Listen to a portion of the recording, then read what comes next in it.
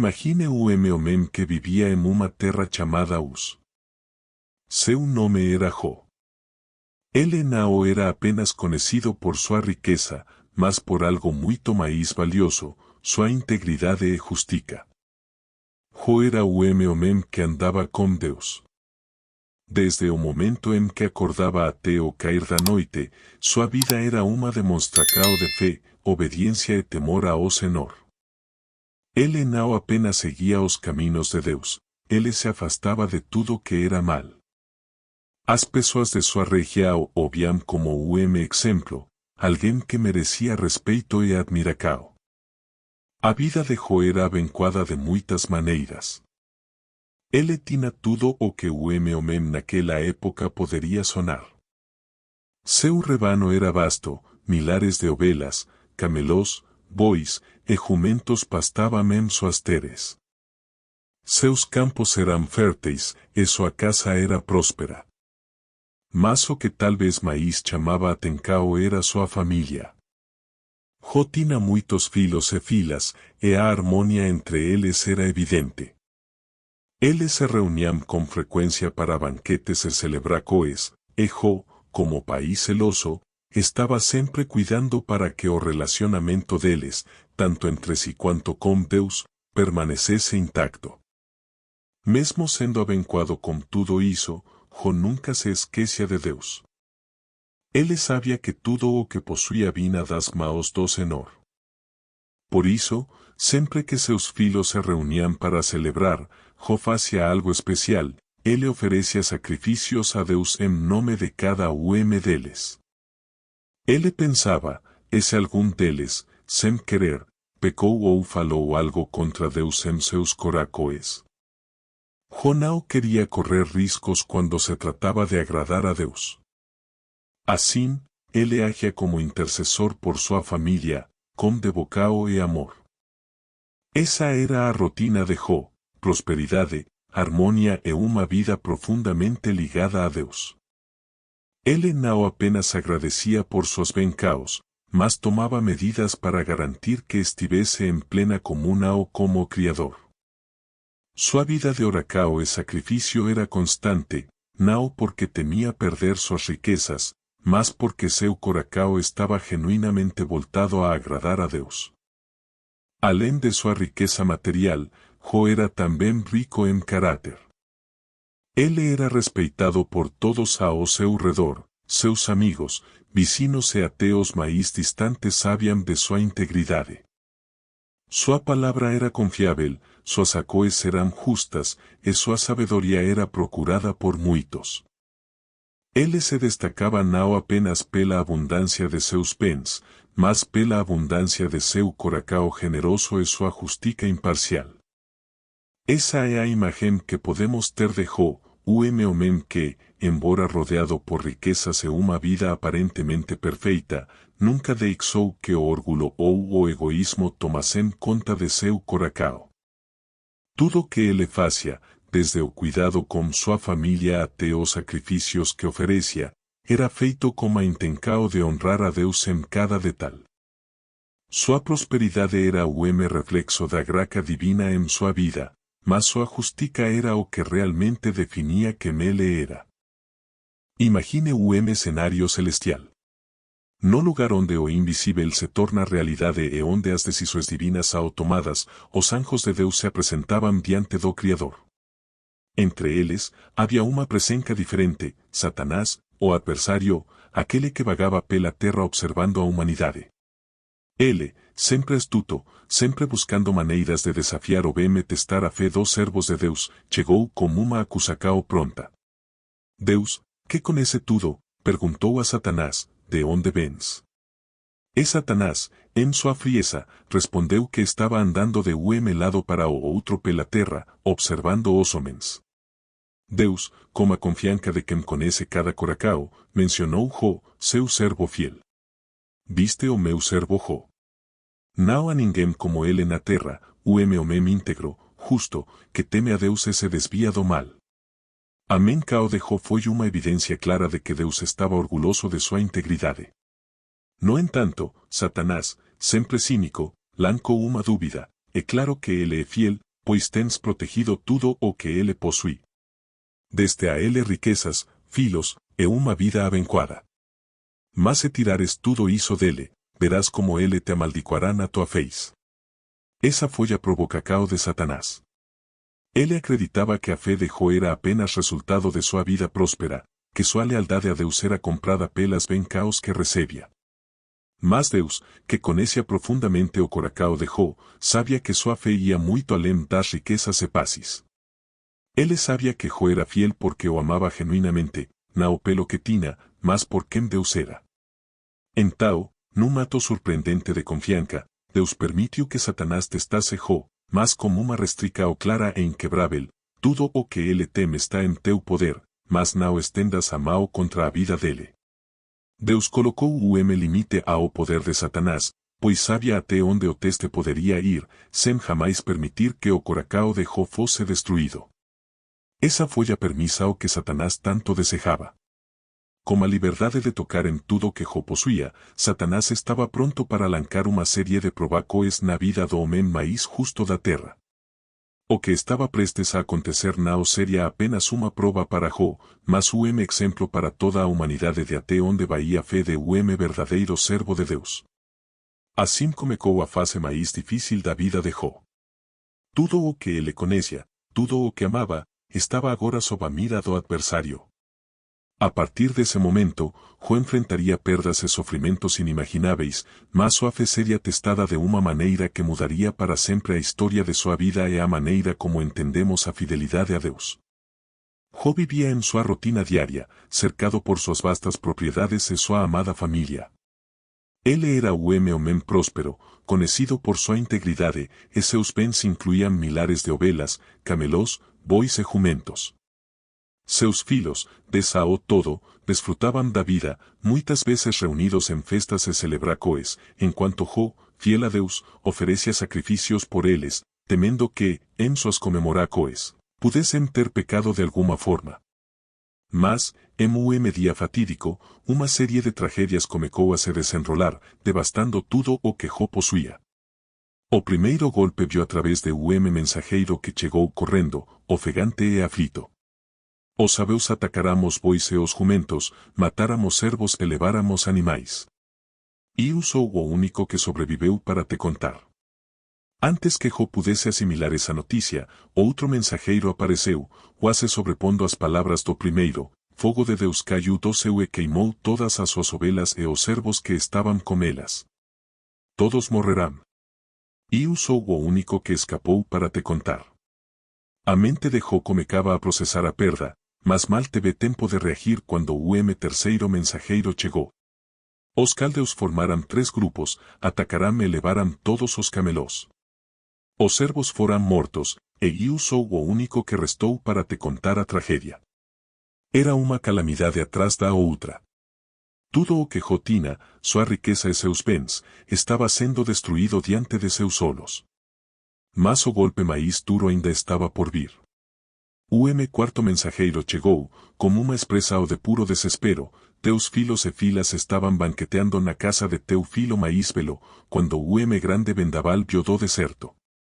Ele atingiu a casa com tal forca que a derrubou sobre todos eles. Não sobrou ninguém, todos morrerão. Eu sou o único sobrevivente. Em questão de horas, Jó perdeu tudo.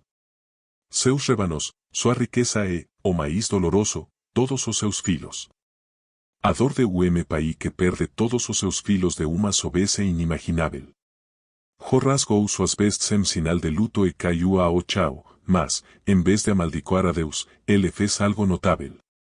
Como coração despedacado, ele disse, "No saí do ventre de minha mãe, e no voltarei para lá. O Senhor deu, o Senhor tirou, bendito seja o nome do Senhor." Mesmo no meio de uma dor que parecia insuportável, Jó não culpou a Deus. Ele reconhecia que tudo o que tinha era o presente de Deus, e, embora não entendesse o motivo de tanta perda, sua fé permanecia inabalável. Ele continuou a honrar a Deus, mesmo em meio à escuridão e ao sofrimento mais profundo.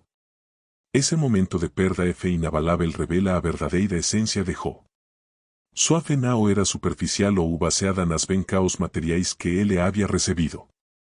Pelo contrário, sua confiança em Deus transcendia a riqueza e os bens terrenos. Jó nos ensina que, mesmo nas horas mais sombrias, quando tudo parece perdido, é possível encontrar força na fé, mantendo o coração firme naquilo que é eterno. Após a devastação que levou todos os bens de Jó e seus amados filhos, sua fé permanecia firme, testemunho impressionante da sua lealdade a Deus. Ele não amaldicou o Senhor, nem se revoltou contra a situação, mesmo em meio a tamanha perda.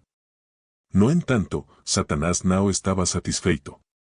Ele acreditava que, enquanto a integridade física de Jó estivesse intacta, sua fé ainda não havia sido totalmente desafiada. Satanás, então, apresentou novo argumento diante de Deus: toca a sua carne e os seus ossos, e ele certamente te amaldiçoará. Mas uma vez, Deus permitiu que Satanás testasse Jó, mas como uma limitação clara e inquebrável, a vida de Jó deveria ser poupada. E assim, Satanás desceu para infligir sobre Jó uma nova provação, desta vez ainda mais dolorosa e íntima. De um dia para o outro, o corpo de Jó foi tomado por chagas. Feridas dolorosas surgiram da cabeça aos pés. A dor física era excruciante. As feridas cocavam, queimavam e se abriam, fazendo com que Jó se sentisse completamente impotente. Ele se sentou em meio a cinzas, sem forcas e sem alívio, tentando cocar as feridas como pedaço de cerâmica quebrada, na tentativa de aliviar pouco o sofrimento. Sua condição física se tornava cada vez mais degradante, e a dor que ele enfrentava agora não era apenas emocional, mas também física. Cada movimento parecia agravar sua situação, e o peso da África o era quase insuportável. A cena era devastadora. O outrora homem próspero e saudável, agora reduzido ao corpo marcado por feridas, sem qualquer dignidade, exposto à dor e ao sofrimento de uma maneira que parecia imerecida. Aqueles que antes respeitavam Jó, que o viam como o exemplo de integridade e sucesso, agora se distanciavam, olhando para ele com desprezo ou, paie, com pena. Sua esposa, desesperada e angustiada ao ver o sofrimento do marido, não conseguia mais suportar. A dor dela também era real, ela havia perdido tudo, assim como Jó, e agora assistia ao declínio físico de seu esposo, sem poder fazer nada para ajudá-lo. No desespero do momento, ela se aproximou de Jó e disse: ainda retens a tua integridade? Amaldico a Deus e morre. Era uma fala de alguém que já havia chegado ao seu limite emocional, alguém que, diante de tanta miséria, via na morte a única saída para acabar com tanto sofrimento. Mas Jó, mesmo como corpo coberto de chagas e a alma ferida pela dor, manteve sua firmeza de espírito. Com uma calma surpreendente, ele respondeu: falas como uma insensata. Aceitaremos o bem dado por Deus, e não o mal. Sua resposta não foi ato de insensibilidade ou falta de compaixão para com a dor de sua esposa, mas sim uma demonstração profunda de sua fé e compreensão do caráter de Deus. Jó sabia que, assim como tinha aceitado as bencaos, ele também deveria aceitar os momentos difíceis, por mais incompreensíveis que fossem. Essas palavras de Jó são marco em sua história. Elas mostram que, mesmo diante da mais severa dor, ele ainda via Deus como soberano, justo e digno de confiança. Não havia revolta, não havia amargura. Em vez disso, havia uma aceitação humilde de que tanto o bem quanto o mal podem fazer parte da vida de quem serve a Deus. Jó não entendia o motivo de sua provação, mas ele não questionava o direito de Deus de permitir que aquilo acontecesse. Esse momento é poderoso, pois revela uma fé que vai além das circunstâncias. Jó não servia a Deus pelo que podia ganhar, mas por quem Deus era. Mesmo quando sua saúde estava deteriorada e o mundo ao seu redor parecia desmoronar, Jó se recusou a se voltar contra o Criador. Ele manteve sua confiança, mesmo quando sua própria carne o traía com dor e sofrimento. Os dias de Jó se arrastavam em meio a dor e ao sofrimento indescritível. O outrora homem próspero e respeitado agora estava coberto de feridas, sentado em cinzas, sua alma pesada e seu corpo em agonia. A noticia de sua situação se espalhou rapidamente, e chegou aos ouvidos de seus 3 amigos mais próximos, Elifaz, Bildade e Sofar. Ao ouvirem sobre as calamidades que haviam caído sobre ele, decidiram que precisavam vê-lo, oferecer consolo e estar ao seu lado nesse momento de angústia. Os 3 amigos viajaram a Mateus, com a intenção sincera de confortar Jó. A distância, eles já podiam ver o estado de seu amigo. No entanto, quando chegaram mais perto, ficaram paralisados. A imagem que viram não era do Jó que conheciam. Ele estava irreconhecível, coberto de chagas, magro e fraco, com uma expressão de dor tão intensa que transbordava para que moolasse. A grandeza e a dignidade que ele possuía haviam sido destruídas pela aflicao, e agora tudo o que restava era o homem consumido pelo sofrimento. Os amigos de Jó, ao perceberem o estado em que ele se encontrava, rasgaram suas vestes em um gesto de profundo luto e solidariedade, um símbolo de que compartilhavam da dor de Jó. Eles jogaram poeira sobre suas cabecas, como se quisessem simbolizar que estavam se colocando no mesmo nível de tristeza e desespero que ele. E então, em um silêncio profundo, se sentaram ao lado de Jó. 7 dias. 7 longos dias e noites passaram, e não houve uma única palavra entre eles. A dor era tão visível, tão palpável, que palavras pareciam inúteis diante de tamanha aflicao. O silêncio, de certa forma, falava mais alto. Eles ficaram ali, simplesmente estando ao lado de Jó, compartilhando aquele momento sem tentar explicar ou confortar com frases vazias. O silêncio entre eles era um tipo de consolo em si mesmo, uma demonstração de que, mesmo nas horas mais escuras, a presença de um amigo pode ser mais valiosa do que qualquer palavra. Esse silêncio, no entanto, não era um silêncio qualquer. Era um silêncio pesado, carregado de compaixão, mas também de questionamentos. Cada dos amigos, em sua mente, tentava entender como homem como Jó, justo e fiel, podia estar passando por tamanha desgraça. Haveria alguma explicação? Estaríamos caminhos de Deus além da compreensão humana? Os amigos de Jó, embora estivessem ali por ele, começaram a se perguntar se Jó, de alguma maneira, poderia ter sido o causador de seu próprio sofrimento. Afinal, eles acreditavam que Deus era justo e que tragédias desse tipo só aconteciam como ímpios. Esse silêncio, então, era também o prelúdio de uma série de discussões que viriam a seguir. O momento de solidariedade pura logo seria substituído por diálogos e debates. Os amigos começariam a questionar o caráter de Jó, suas acoes, suas crencas. E, o que comecou como uma tentativa de consolo, se transformaria em uma longa e dolorosa discussão sobre a justiça de Deus, o pecado e o sofrimento humano. Por enquanto, o que havia era o silêncio. Um silêncio que dizia mais do que palavras poderiam expressar. Era o silêncio de amigos que, apesar de não entenderem o que estava acontecendo, escolheram ficar ao lado de Jó, testemunhando sua dor, esperando o momento certo para falar.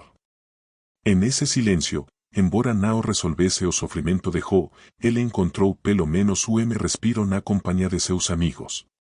Eles estavam ali. Eles viram sua dor. E, por 7 dias, apenas compartilharam o peso daquilo com ele. Após os 7 dias de silêncio, os amigos de Jó finalmente começaram a falar. Mas o que deveria ser um consolo, lentamente se transformou em um debate profundo sobre a justiça divina e o papel do sofrimento na vida humana. Elifaz, Bildade e Sofar, cada com sua própria perspectiva, começaram a questionar o que acreditavam ser a razão por trás do infortúnio de Jó. Elifaz foi o primeiro a quebrar o silêncio. Com uma abordagem cuidadosa, mas ainda assim dura, ele sugeriu que ninguém sofreria tanto sem motivo. Para ele, Deus era justo, esse Jó estava enfrentando uma provação tão extrema, certamente havia algo que ele fizera para merecer tal castigo. Afinal, Elifaz dizia, que, sendo inocente, jamais pereceu? Onde os íntegros foram destruídos? Ele falava com a confiança de quem acreditava que o sofrimento era sempre consequência do pecado. Para Elifaz, Jó precisava reconhecer isso, confessar seu erro e buscar a misericórdia de Deus. Mas Jó, já consumido pela dor, Nao estaba dispuesto a aceitar tais acusacoes. Ele conhecia seu coração. Sabia que era inocente de qualquer pecado grave que justificase tamana calamidade. Minas palavras ao amargas, respondeu Jo, mas isso não quer dizer que pequei. Com a voz trêmula, ele defendeu sua inocência. O que ele vivia não era justo, e por isso, em sua mente, Deus precisava ser questionado. A segunda voz vio debilidade. Ele foi mais direto, quase cruel em suas palavras, insinuando que, se os filhos de Jo tinham morrido, era porque Deus, em sua justiça perfeita, os havia punido por seus pecados. Se teus filhos pecarão contra ele os entregou ao poder de sua transgressão, disse Bildade, sugerindo que Jo deveria abandonar sua defesa e buscar a Deus com mais fervor, pois talvez ainda houvesse uma chance de redenção. Para Bildade, Deus não fazia injustiça, então Jo deveria parar de se justificar e aceitar a situação como uma consequência natural do pecado. O que seus amigos não percebiam era que suas palavras, longe de consolar, apenas aprofundavam a dor de Jo. Não era apenas o luto por seus filhos ou a dor física que o atormentava, agora, ele tinha que lidar com as acusações daqueles que deveriam estar ao seu lado. Mas Jo, em sua integridade, não recuou. Ele continuou insistindo que sua calamidade não era fruto de um pecado oculto. Até quando me atormentareis e me esmagareis com palavras, Jo lamentou. Ele desejava ardentemente uma audiência com Deus, para que o Criador explicasse o motivo de sua aflicção. Sofar, o terceiro amigo, foi o mais impaciente e duro em suas palavras. Ele sugeriu que Jo estava sendo arrogante ao insistir em sua inocência. Para Sofar, o sofrimento de Jo deveria ser visto como uma oportunidade para ele reconhecer seus erros. Deus, na verdade, te está punindo menos do que mereces, Sofar afirmou, insinuando que, a pesar de todo o sofrimento, Jo ainda estava recebendo uma púnica obranda. Ele aconselhou Jo a se humilhar, limpar suas mãos do mal e, talvez, encontrar uma nova chance de viver em paz.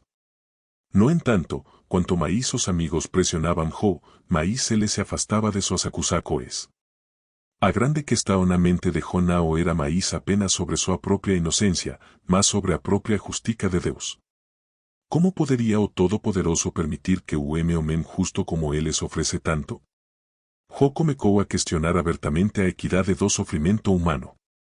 Por que os perversos continuam vivendo, envelhecem e aumentam seu poder? Jo perguntava, mostrando sua perplexidade diante de um mundo onde, aparentemente, os ímpios prosperavam enquanto os justos sofriam. Esse longo debate, que se estendeu por capítulos, era uma batalha de ideias e crencas. Os amigos de Jo estavam firmes na posição de que Deus retribuía a cada conforme suas ações, e que Jo, de alguma forma, havia traído aquele sofrimento para si. Jo, cada vez mais sozinho em sua luta, insistia que sua vida de integridade não poderia ser ignorada, e que seu sofrimento estava além da compreensão humana. A dor de Jo não estava apenas no corpo ou na perda, mas também no fato de se sentir incompreendido. Seus amigos, ao tentar defender a justiça de Deus, inadvertidamente o feriam ainda mais. Eles não podiam conceber a possibilidade de que alguém pudesse sofrer sem uma causa direta e visível.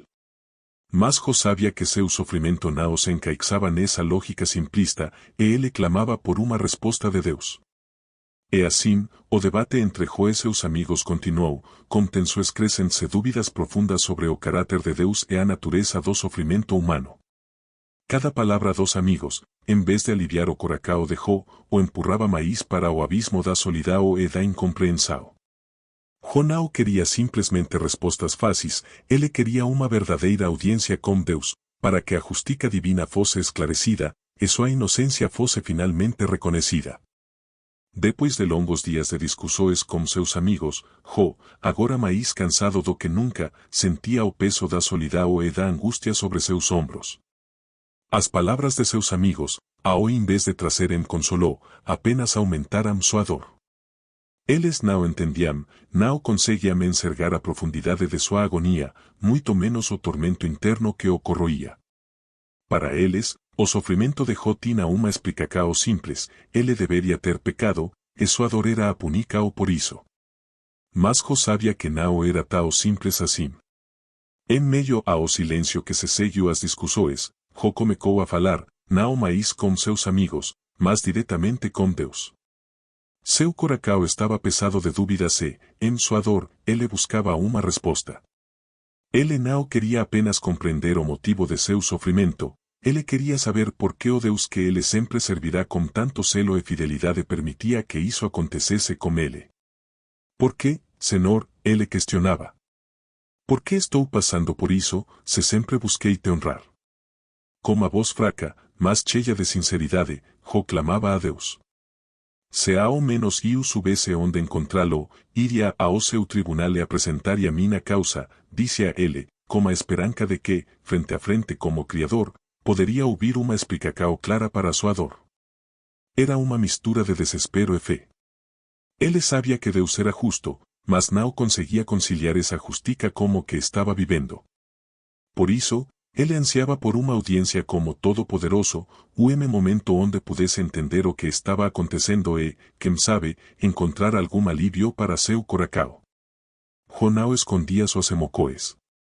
Ele falou com a franqueza de alguém que está no limite, sem rodeios, sem medo de expor suas fragilidades. Ele não apenas questionava o porquê de sua dor, mas também o próprio silêncio de Deus. Clamo a ti, e não me respondes, exclamava, sentindo-se abandonado no meio de sua provação. Onde estava o Deus que ele tanto servirá? Porque, no momento em que ele mais precisava, parecia que o seu estava em silêncio. E foi essa honestidade que diferenciou Jó. Ele não fingia estar bem, não escondia suas dúvidas ou sua frustração. Em vez disso, ele as lançava diante de Deus, como filho que, em meio à dor, busca respostas de seu pai. Ele queria compreender, e, mais do que isso, queria ser ouvido. Queria que Deus ouvisse, que o ouvisse, que ele desse uma explicação. Essa busca por respostas, no entanto, era algo que seus amigos não conseguiam entender. Para eles, era absurdo que Jó se dirigisse a Deus dessa forma, com tantas perguntas e questionamentos. Na mente deles, Deus era intocável e inquestionável. Mas para Jó, a relação com Deus era mais profunda. Ele não questionava a autoridade de Deus, mas ansiava por diálogo, por uma resposta que trouxesse sentido ao caos que sua vida havia se tornado. O clamor de Jó é algo com que todos podemos nos identificar em algum momento da vida. Quando a dor se torna insuportável e as respostas parecem distantes, muitas vezes, assim como Jó, nos encontramos questionando: ¿por quê, Deus? ¿Por que estou passando por isso? E essa honestidade de Jó, essa disposição em trazer seus sentimentos mais profundos diante de Deus, mostra que, mesmo na dúvida, ele ainda confiava no caráter de Deus. Ele sabia que, de alguma forma, havia propósito, mesmo que esse propósito estivesse oculto dele no momento. Jó queria justiça, queria compreensão, e, acima de tudo, queria a presença de Deus. Sua dor não era apenas física, era uma dor espiritual, uma dor da alma, da ausência de uma resposta. Ele queria entender o silêncio do seu.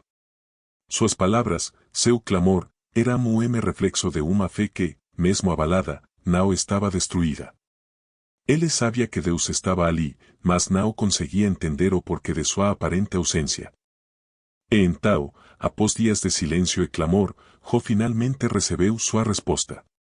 Mas a resposta de Deus não veio como ele havia imaginado. Não foi uma explicação direta sobre o porquê de seu sofrimento ou uma justificativa para as suas perdas. Ao invés disso, Deus apareceu de uma forma surpreendente e majestosa, do meio de redemoinho.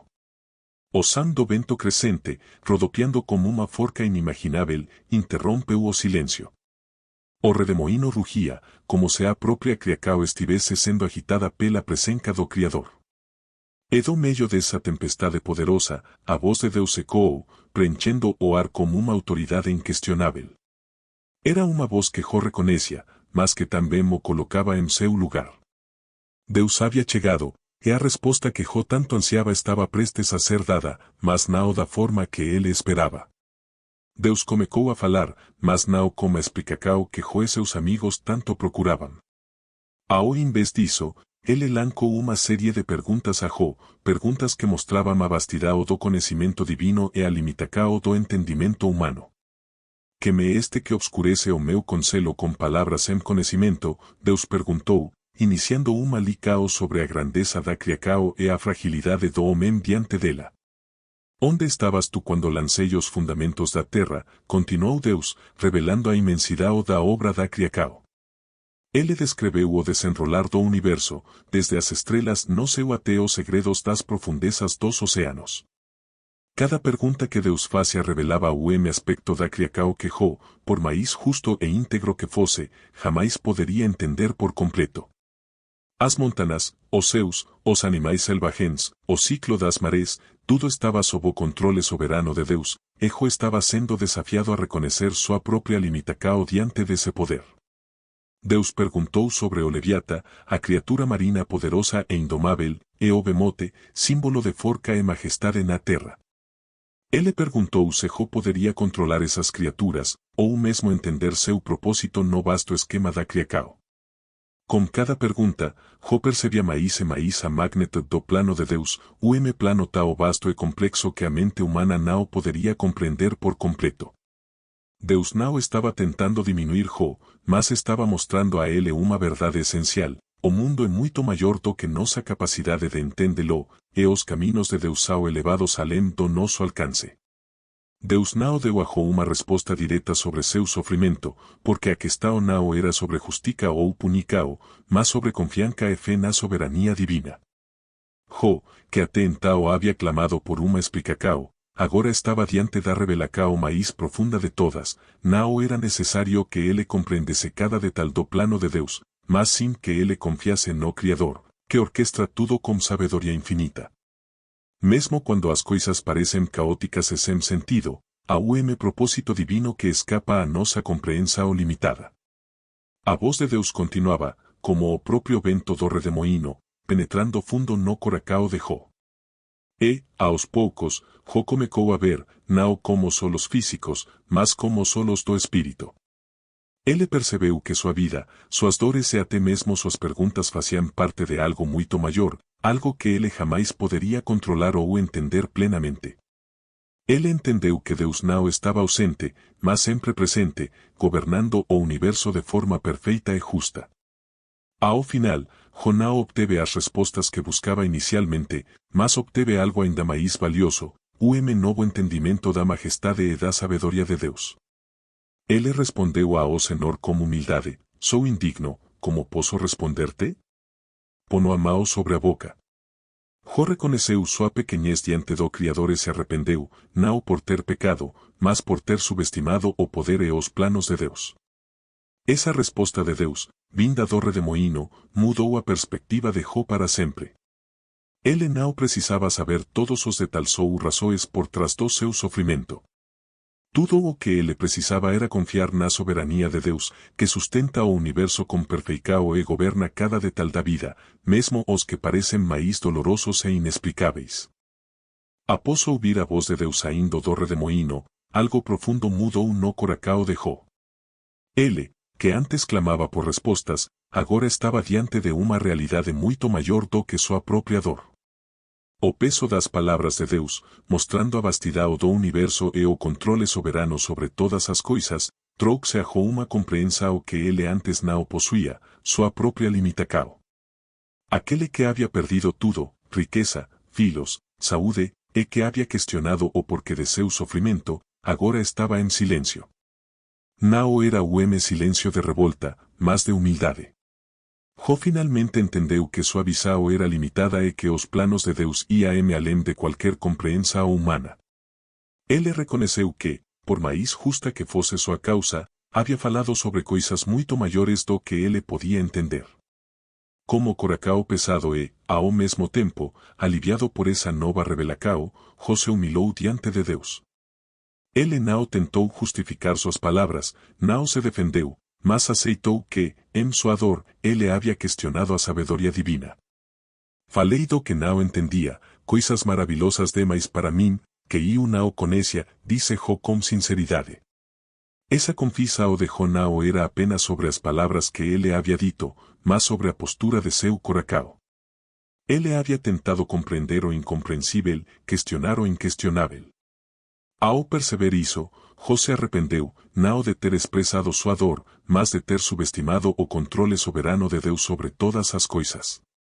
Ele entendeu que, mesmo quando o sofrimento parece sem sentido, Deus ainda está no comando, e seus desígnios são sempre perfeitos, mesmo que o homem não consiga enxergar. Jô, que antes estava de pé como o homem de justica, agora se curvava em completa humildade. Ele sabia que seu entendimento era limitado, que sua visão era parcial, e que o plano de Deus era muito maior do que seu sofrimento individual. E essa revelação, longe de trazer desespero, trouxe a Jô uma paz que ele nunca havia experimentado. A paz de saber que Deus era fiel, que ele estava presente em todas as circunstâncias e que, acima de tudo, ele era bom. Ao reconhecer sua limitação e se humilhar, Jô fez algo poderoso. Ele entregou sua dor nas mãos de Deus. Ele aceitou que, por mais que quisesse respostas, o mais importante era confiar no caráter de Deus, no amor e na justiça do Criador. Jô se arrependeu de ter duvidado, de ter questionado os caminhos do Senhor, e essa atitude de arrependimento não o diminuiu, mas o elevou. Ele reconheceu que, mesmo em meio à dor, sua fé precisava ser maior que suas perguntas. Essa atitude de Jô foi o ponto de virada. Ao se humilhar, ele encontrou a verdadeira resposta que procurava, não precisava entender todos os detalhes, bastava confiar em Deus, que governa o universo com sabedoria perfeita. Jô se lembrou de que era Deus, o Criador de todas as coisas, o soberano sobre o bem e o mal, o que trasluz a escuridão e dá ordem ao caos. E ao reconhecer sua pequenez diante da grandeza de Deus, Jô encontrou renovação. Seu arrependimento foi uma declaração de confiança, uma confissão de que, mesmo sem todas as respostas, ele ainda podia confiar completamente no plano de Deus. Ele não precisava mais de explicar coisas detalhadas, pois agora ele sabia, o Deus que criou o universo estava com ele, mesmo nos momentos mais difíceis. Ao final, essa humildade de Jô trouxe algo muito maior do que qualquer explicação. Trouxe uma renovação espiritual, uma transformação profunda em sua fé. Ele percebeu que, em sua fragilidade humana, ele poderia descansar na soberania de Deus. E assim, o coração de Jô foi restaurado, não apenas de sua dor, mas de qualquer dúvida que ele ainda pudesse ter sobre o caráter de Deus. Depois de toda a provação que Jô havia enfrentado, a perda de suas riquezas, a morte de seus filhos, a deterioração de sua saúde e os debates desgastantes com seus amigos, finalmente chegou o momento de restauração. Mas essa restauração não veio de maneira imediata ou automática, ela foi precedida por um ato essencial de humildade, intercessão e reconciliação. Deus, depois de se revelar a Jô do redemoinho, voltou-se para os três amigos de Jô, Elifaz, Bildade e Sofar. Eles, que acreditavam estar defendendo a justiça divina, haviam, na verdade, falado de forma equivocada sobre Deus. Eles julgavam que o sofrimento de Jô era consequência de algum pecado oculto e insistiam que ele deveria se arrepender de algo que não havia feito. Mas Deus não deixou essas palavras passarem despercebidas. Ele os repreendeu duramente, a minha ira se acendeu contra ti e contra os teus dois amigos, porque não falastes o que era reto a respeito de mim, como o meu servo Jô. Deus, então, ordenou que os três amigos oferecessem sacrifícios em sinal de arrependimento. 7 novilhos e 7 carneiros seriam oferecidos em holocausto, e Jô, aquele que eles tanto criticarão, deveria orar por eles. Era como se Deus estivesse mostrando que, a pesar de toda a dor e do sofrimento que Jô havia enfrentado, sua integridade ainda se mantinha intacta e agora ele seria o intercessor por aqueles que o haviam acusado injustamente. Imagine a cena, Jô, ainda marcado pelas cicatrices da perda, mas como um coração restaurado, orando por aqueles que haviam causado mais sofrimento em sua vida. Não era fácil, mas foi um ato de perdão e compaixão. E foi através dessa oração que a verdadeira restauração de Jô começou a se manifestar. Quando Jô orou por seus amigos, Deus virou o cativeiro de sua aflição. A partir de ese momento, Deus comecou a abençoar Jo de uma forma que ele nunca poderia ter imaginado. Todas as riquezas que Jo había perdido comecarán a ser restauradas, mas não apenas en igual medida, Deus dobrou tudo o que Jo possuía. Ovelas, camelos, bois e jumentos retornaram a suas teres em abundância. A prosperidade que Jo conhecera antes era agora multiplicada de forma sobrenatural. Mas Deus não parou por aí. Além de restaurar suas riquezas, ele também trouxe alegria novamente ao coração de Jo como a dádiva de novos filhos. Jo teve mais 10 filhos, 7 filhos e 3 filhas. E as filhas de Jo foram mencionadas por sua beleza incomparável, algo raro de se destacar nas escrituras. Os filhos e filhas que vieram para substituir aqueles que Jo havia perdido não eram apenas símbolo de continuidade, mas também de uma nova vida, de uma nova fase. Com essa restauração completa, a vida de Jo tomou rumo que ele talvez nunca tivesse imaginado. Ele vive uma vida longa e plena, mais 140 anos, vendo seus filhos, netos e até bisnetos crescerem. Deus não apenas restaurou o que Jo havia perdido, mas ele he de uma vida rica em bem-caos, cercada de amor, paz e prosperidade. E, acima de tudo, a fé de Jo se manteve como exemplo vivo da perseverança diante das provações mais duras. O que torna essa restauração tão poderosa é que ela não viu apenas na forma de bens materiais ou de uma vida longa. Ela viu através do crescimento espiritual de Jo, que agora conhece a Deus de uma maneira ainda mais profunda e pessoal. Ele havia dito antes, eu te conhecia só de ouvir falar, mas agora os meus olhos te veem. A verdadeira bênção que Jo recebeu foi o entendimento de que, mesmo nos momentos mais difíceis, Deus estava presente, guiando sua vida com sabedoria e amor, mesmo quando as circunstâncias pareciam dizer o contrário. A história de Jo não é apenas sobre sofrimento e perda, mas sobre a fidelidade de Deus. Ela nos ensina que, mesmo quando enfrentamos as provas mais dolorosas, há propósito maior, e Deus está no controle. A vida de Jo se tornou testemunho eterno de que, mesmo nas horas mais escuras, a confiança em Deus é a chave para a restauração. Sua fé inabalável e sua perseverança são, até hoje, exemplo para todos que enfrentam adversidades, lembrando-nos de que, no final, Deus sempre tem o poder de restaurar o que foi perdido, e ainda mais.